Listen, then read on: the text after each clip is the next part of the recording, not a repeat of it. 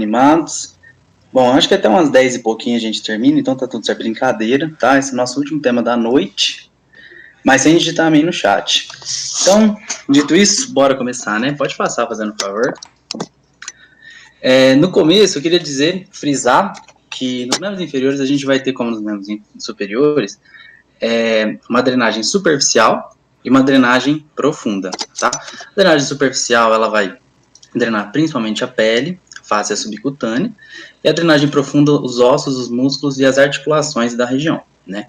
Então, a gente está vendo, nessa figura da esquerda, ali a gente vai ter as veias digitais dorsais, tá?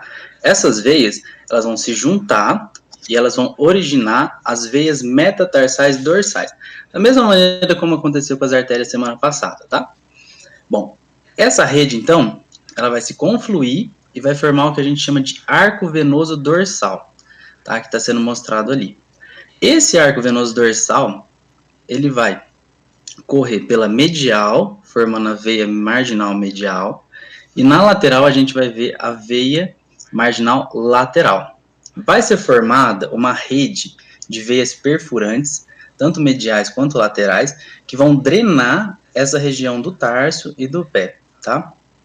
Elas vão se anastomosar com a região plantar e vão irrigar o pé como um todo, tá? Então, no pé não tem essa separação de profundo e superficial. Bom, prosseguindo. Essa aqui, então, onde a gente está continuando aqui, com a veia medial marginal, ela vai passar anterior ao maléolo medial, tá? E ela vai se tornar a veia safena magna.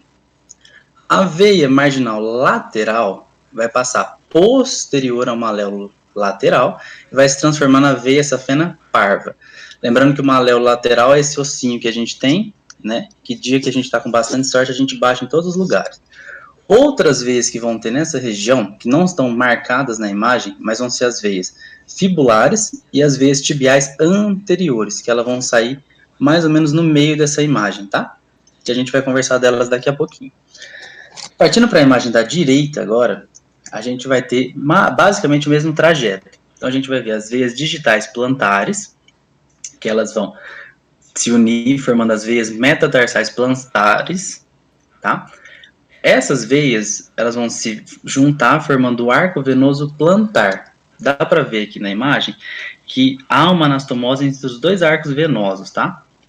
Esse arco venoso plantar, ele vai promover a veia plantar lateral, que vai correr da lateral em direção à medial, e a veia plantar medial. As duas, elas vão se unir e vão formar as veias tibiais posteriores. Tanto as veias fibulares quanto tibial anterior e posterior são veias profundas, tá? Vamos conversar primeiro das drenagens superficiais. Pode passar, fazendo um favor. Então, como a gente está vendo ali na imagem da esquerda, tem o arco venoso dorsal, dá para ver que tem ali passando anterior ao maléolo medial, formando a veia safena magna. A safena magna, ela vai correr medial na nossa perna, ela vai passar póstero-medial, ou seja, mais para dentro e mais atrás do joelho, ela volta a ficar mais medial, ela vai perfurar a fáscia. O que é isso? Ela vai criar o hiato safeno, que a gente chama. Então, ela vai perfurar para ela desembocar na veia femoral, que é uma veia profunda. Ao longo desse trajeto, a veia safena magna ela vai receber várias tributárias, tá? Desde veias perfurantes, quanto algumas que têm um nome especial, que nem a gente pode ver ali em cima. Em veias, a gente costuma ter muitas variações anatômicas, tá? Então, às vezes, dependendo da literatura que vocês forem estudar, vocês vão ver assim, tal veia desemboca na femoral, tal veia desemboca na safena magna. Então, há algumas divergências, tá? Mas, principalmente, mais importante, essas 4 veias que a gente está vendo ali em cima, elas vão desembocar principalmente na safena magna e na veia femoral. Então, vamos começar lá. Vão seguir o trajeto das artérias que a gente viu semana passada. Então, a gente tem lá em cima a veia epigástrica superficial, que ela vai drenar ali a região baixa do abdômen, os músculos do abdômen e os linfonodos inguinais, de uma maneira mais medial. A gente tem a circunflexa ilíaca superficial, que vai drenar a porção baixa, um pouco mais lateral do abdômen, os linfonodos e os músculos da região. A gente tem também a veia pudenda externa superficial. Essa daí, ela vai drenar a pelve, então ela vai drenar principalmente a região superficial de pênis, bolsa escrotal, períneo e os grandes lábios, tá? E ali a gente tem uma conformação de veias na lateral da nossa coxa, que elas vão formar a veia cutânea lateral, tá? Então, recapitulando, como é que ficou essa brincadeira na coxa? A gente vai ter a safena magna mais medial, a gente vai ter várias veias perfurantes na região, vamos ter a formação da veia cutânea lateral, tá? E eu vou falar para vocês daqui a pouquinho da safena acessória. No mais, essas outras veias que a gente viu aí vão desembocar todas na safena magna ou na femoral, tá? Então ali vai ser a região que toda essa circulação, essa drenagem superficial vai ir para profunda. Na imagem da direita agora, a gente está tendo uma vista posterior, a mesma coisa. Aquela rede venosa plantar que eu falei para vocês, da veia plantar medial, veia plantar lateral, elas vão se anastomosar, vão fazer uma veia que vai passar posterior ao maléolo lateral e vai emergir como veia safena parva.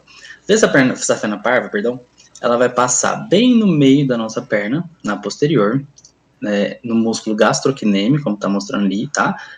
A gente vai ter mais detalhes depois da musculatura e tudo mais, não se preocupem em decorar esse nome. Ela vai perfurar a região entre as cabeças do músculo gastrocnêmio e ela vai desembocar na veia poplítea, tá? Poplítea, que é aquela região atrás do nosso joelho, tá? Que fica onde está sendo mostrado pela imagem. Bom, a gente tem, além de tudo isso, a veia safena acessória. O que vai ser a veia safena acessória? Ela vai drenar, a porção posterior da nossa coxa e ela vai receber muitas tributárias dessa região, posterior e mais lateral. É interessante que ela é a veia que sofre mais dilatação por conta de insuficiências. Então, geralmente, quando tem as varizes, quando tem alguma dilatação venosa, é sempre ela que é acometida. Pode passar, fazendo um favor. Bom, aí a gente está tendo uma imagem um pouco mais próxima, né, das veias que eu acabei de falar para vocês, nenhuma novidade. Então, a gente vê medial a veia safena magna, a gente tem as veias pudenda externa, epigástrica superficial e circunflexa ilíaca superficial, todas desembocando na região ali do hiato safeno, seja na safena magna, seja na veia femoral. E na imagem da direita a gente pode ver a veia safena acessória, a veia safena magna e a veia safena parva, como eu contei para vocês. Pode passar, fazendo um favor. Bom, drenagem profunda dos membros inferiores. Vocês vão ver que a drenagem profunda é mais tranquila, né, porque ela vai seguir as artérias e os nomes das artérias. Como eu sei que essa semana todo mundo estudou artéria, ninguém ficou brincando de TikTok, vai ser bem tranquilo aqui. Então, o arco venoso dorsal, apesar de ele drenar comumente pelas safenas, ele também vai emitir as tibiais anteriores e as fibulares, tá? Então aqui, a tibial anterior, está descrita aqui no canto esquerdo, ela vai ter uma ascendência praticamente no meio da perna, seguindo o osso da tíbia, né? Vai drenar essa região do osso, do músculo e a membrana interóssea, e ela vai tomar, no final, ela vai furar a membrana interóssea e se projetar para a porção posterior. A veia fibular, ela vai ter praticamente o mesmo comportamento, tá? Ela vai ascender um pouco mais lateral e na região próxima ao joelho, ela vai tomar uma postura ainda mais posterior, que ela já é mais posterior normalmente, porque ela também desemboca na poplítea. E por fim, a tibial posterior, tá? Que é a única que vem do arco venoso plantar, ela vai subir, ascender na posterior, drenando essa outra região, e também vai desembocar na veia poplítea. Ou seja, as 3 veias profundas da nossa perna vão desembocar na veia poplítea, tá? Bom, pode passar, fazendo favor. Bom, como eu tinha falado para vocês semana passada, a gente tem uma estrutura que a gente chama do hiato dos adutores. Vocês lembram disso? Tem a musculatura, as inserções dos músculos e tudo mais. Quando a veia poplítea ela cruza esse ato, ela passa a ser chamada de veia femoral, tá? Que é ali, essa que está sendo mostrada. Nessa região, vocês lembram que tem a artéria femoral profunda, que ela emitia alguns ramos, eu falei para vocês da doação de medula, lembra? Pois é. Esses ramos das artérias, elas acompanham, veias acompanham eles. As veias que acompanham vão se confluir para formar a veia femoral profunda, tá? Então, nessa imagem, a gente consegue ver todas as afluências. É como se fosse um rio, tá? Sabe, tem aqueles rios, por exemplo, Rio Amazonas, Rio Negro, Solimões, Henrique Juliano, etc. Bom, então, a gente está vendo todas as afluências que vão formar a veia femoral. Após a veia femoral cruzar o ligamento inguinal, ela vai mudar de nome. Ela vira ilíaca externa. Assim como o Matheus falou para vocês, ela recebe a circunflexa ilíaca profunda, epigástrica inferior, né, que está drenando ali aquela região baixa do abdômen no cruzamento com a pelve. A veia ilíaca externa, ela vai confluir com a ilíaca interna, formando a ilíaca comum. E essa, por sua vez, vai desembocar na veia cava inferior. Com isso, a gente termina a drenagem dos membros inferiores. Aí, pode passar, fazendo um favor. Queria falar para vocês duas coisinhas rapidinho. Eu acho que todo mundo já ouviu falar de ponte safena, né? Quem não ouviu, prazer, ponte safena. O que acontece? Quando tem algum tipo de oclusão na irrigação do coração por meio das coronárias, seja por uma placa de gordura, que a gente chama de ateroma, ou algum trombo plaquetário, etc., o que acontece? Aquela região pode ficar isquêmica, aquela região fica sem receber o sangue. Então, o que acontece? Para contornar esse problema, é retirado um pedaço, uma parte da veia safena, geralmente é a magna, mas pode ser a parva também. É colocado, feita uma ponte da aorta para o local que consegue transpassar desse entupimento, tá? Para deixar um fluxo contínuo de sangue na região. Mas por que a veia não é artéria? O que é isso, Patela? Mas não vai ficar faltando veia lá embaixo? Então, o que acontece? Primeiro que a gente não pode retirar uma artéria do corpo, né, por conta da irrigação que ela faz ali. Né? Então, qualquer artéria que a gente clivar, qualquer artéria que a gente cortar, a gente vai perder a irrigação do local. E a veia safena, ela é uma veia com calibre médio, ela consegue suportar a pressão das artérias coronárias e por isso ela é usada. E as veias, elas têm uma facilidade muito grande de se anastomosar, de formar redes de drenagem. Então, com isso, a região que vai ficar sem a veia safena vai criar mecanismos ali venosos de contornar a falta da safena para continuar uma drenagem normal, tá? Pode passar, fazendo um favor.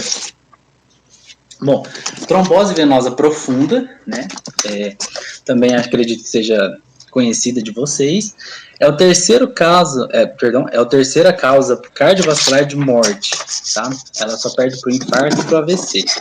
O que é isso? Então, o coágulo, o trombo, né? Vai ocluir uma ou mais veias profundas da perna ou da coxa, né? Então, com isso, o sangue não vai conseguir fluir. Então, por isso que a gente tem aquela sensação de inchaço, de calor, de vermelhidão. É como se fosse uma reação alérgica, uma reação inflamatória. Porém, ela não é sistêmica, ela é local. Tanto que, no começo, não expressa nenhum tipo de sintoma sistêmico. Bom, as causas principais são os pacientes acamados, imobilizados ou os muito sedentários. Por quê? Porque você deixa o sangue acumular lá. Porque apesar das nossas válvulas e tudo mais, a gente precisa movimentar nossa perna, nosso corpo, porque o movimento dos músculos, como já foi falado, ajuda a empurrar o sangue pelas veias, né? Bom, pode ser por conta de uma lesão ou disfunção endotelial, às vezes por acidente, principalmente, né? Não sei se vocês já ouviram falar na embolia gordurosa, em acidente de moto, de carro, em que você tem uma fratura do fêmur, tem um extravasamento da medula óssea para a circulação. Por conta de ser um conteúdo mais gorduroso, ele tende a se acumular, se agregar, formando trombos, tá? Ou, às vezes, é uma pessoa que tem algum tipo de problema com hipercoagulabilidade, certo? Então, as chances de coagular é muito mais alta, gerando os trombos. E esses trombos são problemáticos porque eles podem se soltar dessa região e ir para vários lugares do corpo. Por exemplo, o cérebro, ele pode criar um AVC, no coração um infarto e talvez o mais conhecido no pulmão, uma embolia pulmonar. Pode passar, fazendo um favor. Bom, deixar uma perguntinha, talvez simples, talvez não. Por que o sangue fica na cabeça quando a gente está de cabeça para baixo e ele não se concentra nos pés quando a gente está de pé? Eu vou deixar uns 30 segundinhos para vocês mandarem no chat e vamos lá.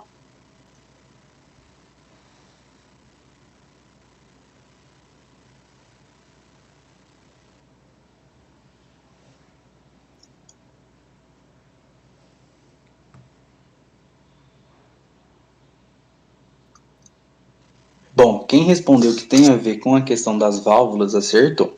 O sangue ele não concentra nos pés por causa que a gente tem as válvulas que impedem esse acúmulo.